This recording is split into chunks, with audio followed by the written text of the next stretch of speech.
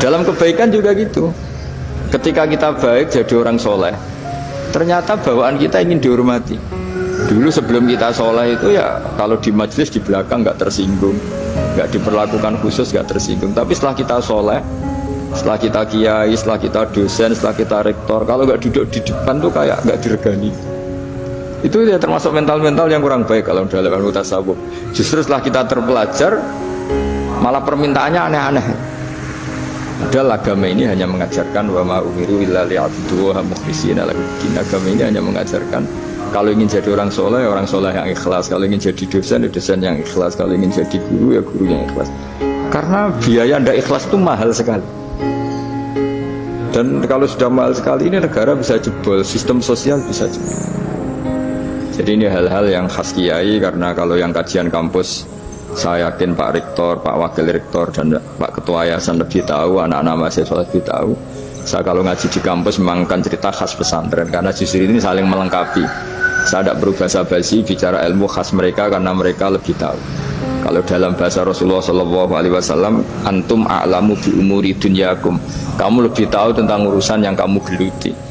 Tapi kalau urusan akhirat, urusan agama, mungkin karena kita yang menekuni itu, mungkin kita lebih tahu. Nah, di antara ilmu yang saya utarakan hari ini, sore ini, bahwa orang soleh sendiri itu sebetulnya nanti masih ditanya sama Allah tadi. Kenapa kamu nyembah saya? Karena ingin masuk surga. Kenapa kamu nyembah saya? Takut neraka.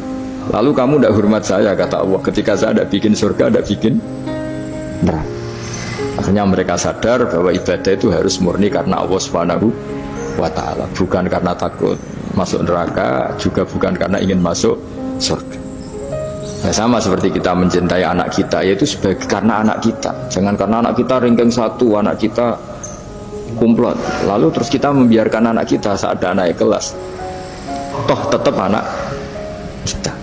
Saya mencintai suami saya karena dosen penghasilannya banyak. Lalu suatu saat kalau ada masalah di PHK atau ada masalah terus tidak suami kan.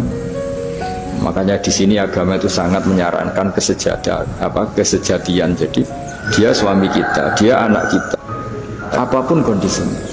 Nah kira-kira gitulah, ikhlas itu kira-kira seperti itu. Jadi jangan sampai alasan-alasan yang bersifat materialistik itu yang menjadikan kita mencintai istri karena cantik, mencintai suami karena hasilnya besar. Suatu saat kalau itu berubah, kita akan masalah.